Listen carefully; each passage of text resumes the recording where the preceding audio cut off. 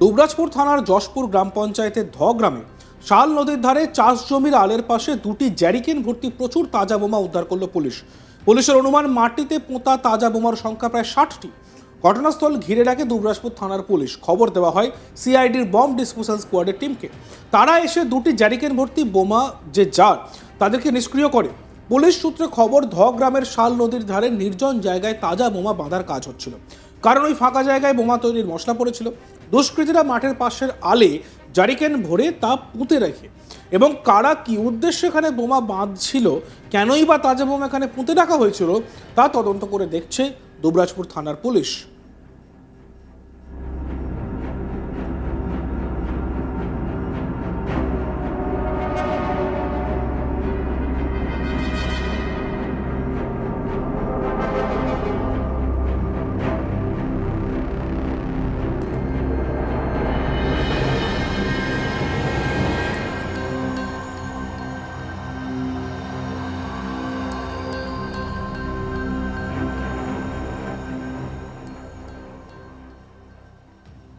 আর এ বিষয়ে আমাদের প্রতিনিধি শান্তনু হাজরার একটি প্রতিবেদন আমরা দেখব।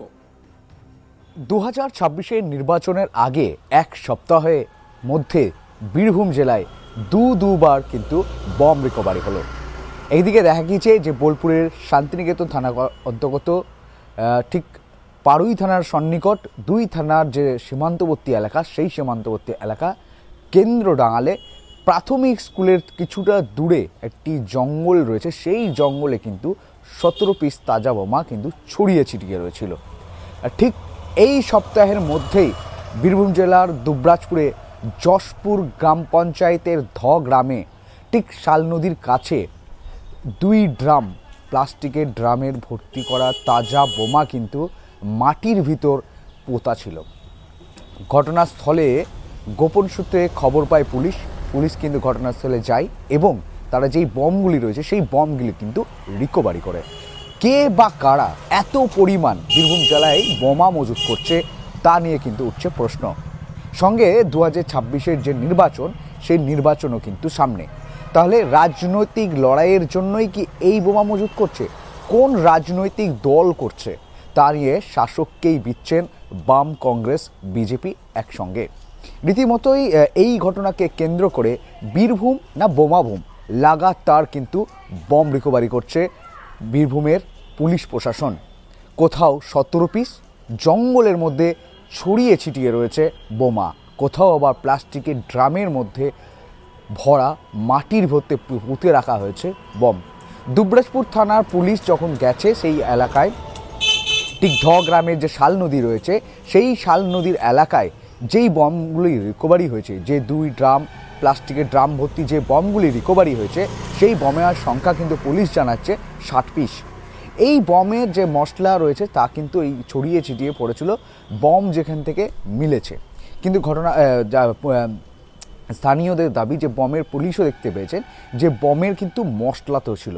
তাহলে এই বম কিন্তু শাল নদীর তীরে যশপুর গ্রাম পঞ্চায়েতের ধ গ্রামে কিন্তু বমগুলিকে বম বাঁধার কাজ চলেছিল। কে বা কারা এই বম বাঁধার কাজ করেছে বা কেন করেছে তা নিয়ে কিন্তু থাকছে প্রশ্নই। পুলিশ এ বিষয়ে তদন্ত করছে। এখনও পর্যন্ত পুলিশের পূর্ণাঙ্গ তদন্তে কোনো অভিযুক্তকে কিন্তু এখনও পর্যন্ত পুলিশ ধরপাকড় করতে পারেনি। তবে যশপুর থানার পুলিশ এই উদ্ধার হওয়া বমগুলির জন্য সিআইডি যে বম্ব স্কোয়াডের টিম রয়েছে সেই আধিকারিকদেরকে কিন্তু খবর দেয়। সেই আধিকারিকরা গিয়ে কিন্তু বমগুলিকে নিষ্ক্রিয় করে।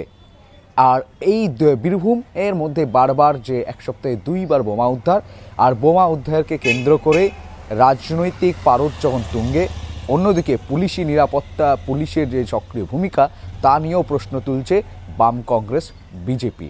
কারণ 26-এর নির্বাচনের আগে যখন ভুয়ো ভোটার ধরতে তৃণমূল অতি সক্রিয়, তখনই কিন্তু সেই দোরগোড়াতেই দেখা যাচ্ছে যে বীরভূমে লাগাতার মিলছে বোমা। প্রসঙ্গত কিছুদিন আগে চাষের জমির মধ্যে থেকে উদ্ধার হয়েছিল তাজা বোমা। ঘটনাস্থল ছিল বীরভূমের মারগ্রাম থানার তপন মাঠ এলাকা। তপন গ্রামের সেচ ক্যানালের পাশে থাকা চাষের জমির মধ্যে প্লাস্টিকের বালতি থেকে 6 থেকে 7টি বোমা উদ্ধার করা হয়। চাষের কাজে যাওয়ার সময় এলাকার মানুষজন ওই বোমাগুলো দেখতে পান। দ্রুত চাঞ্চল্য ছড়িয়ে পড়ে এলাকায়। সঙ্গে সঙ্গে খবর দেওয়া হয় মারগ্রাম থানার পুলিশকে। খবর পেয়ে তড়িঘড়ি ঘটনাস্থলে পৌঁছয় পুলিশ। ঘিরে ফেলা হয় এলাকাটি। এরপর খবর দেওয়া হয় বম্ব স্কোয়াডকে।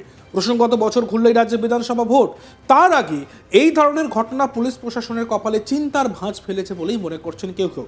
প্রসঙ্গত তারও কিছুদিন আগে বীরভূমে ঘটে যায় এমনই একটি ঘটনা, যেখানে বোমা নয় বিপুল পরিমাণ অ্যামোনিয়াম নাইট্রেট উদ্ধার হয়। পরিমাণটা এতটাই বেশি যে আস্ত একটা গ্রাম কার্যত উড়িয়ে দেওয়া যাবে। জানা গিয়েছে গোপন সূত্রে পাওয়া খবরের ভিত্তিতে পুলিশ একটি ট্রাক আটক করে, আর তারপর সেই ট্রাকে তল্লাশি চালাতেই কার্যত চোখ কপালে ওঠে পুলিশের। দেখা যায় 16 চাকার ট্রাকে থরে থরে সাজানো হয়েছে বস্তা, আর বস্তা খুলতেই বোঝা যায় তাতে রয়েছে অ্যামোনিয়াম নাইট্রেট। মোট 320টি ব্যাগে বিপুল পরিমাণে অ্যামোনিয়াম নাইট্রেট রাখা ছিল। এক একটি ব্যাগের ওজন ছিল 50 কেজি, অর্থাৎ সর্বসাকুল্যে মোট 16,000 কেজি অ্যামোনিয়াম নাইট্রেট উদ্ধার হয়েছে। তল্লাশির সময় জানা যায় যে ব্যাগগুলির ব্যাচ নম্বরগুলি ম্যানুয়ালি মুছে ফেলা হয়েছে। এছাড়াও ট্যাক্স ইনভয়েস, চালান এবং গন্তব্যস্থলের রুটেও অসঙ্গতি পাওয়া যায়। প্রাথমিক তদন্তে জানা গিয়েছে যে পণ্যগুলি খালাসের জন্য আমাদের এলাকায় অবৈধভাবে পরিবহন করা হচ্ছিল। আইনের সংশ্লিষ্ট ধারায় একটি নির্দিষ্ট মামলা শুরু করা হচ্ছে। পুলিশ 3 জনকে গ্রেপ্তার করে তাদের হেফাজতে নেওয়া হয়েছে বলেও জানায় পুলিশ। তবে কী কারণে ও কোথায় এই বিপুল পরিমাণে অ্যামোনিয়াম নাইট্রেট নিয়ে যাওয়া হচ্ছিল সেই বিষয়ে তদন্ত শুরু করেন পুলিশ আধিকারিকরা। একই সঙ্গে বারংবার বীরভূমেই কেন এই ধরনের ঘটনা ঘটছে সেই বিষয়টিও খতিয়ে দেখছেন তদন্তকারীরা।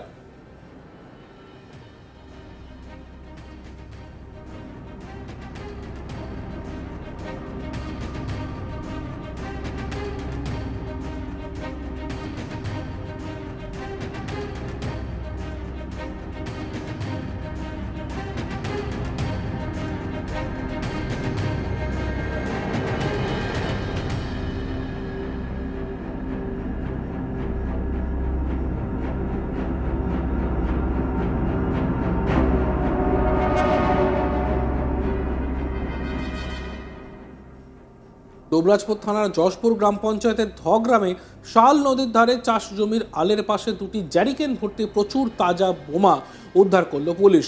পুলিশের অনুমান মাটিতে পোঁতা তাজা বোমার সংখ্যা প্রায় 60টি।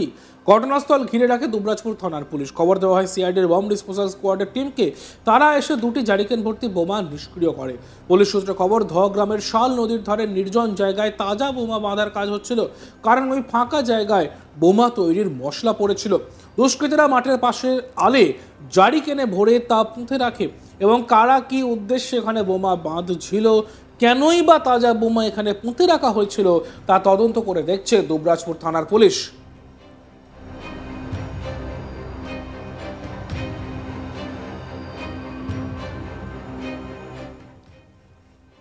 দেখতে থাকুন আজ তাক বাংলা। ভিডিওসগুলো ভালো লাগলে লাইক করবেন, কমেন্ট করবেন, শেয়ার করবেন, অবশ্যই চ্যানেলটিকে সাবস্ক্রাইব করতে ভুলবেন না।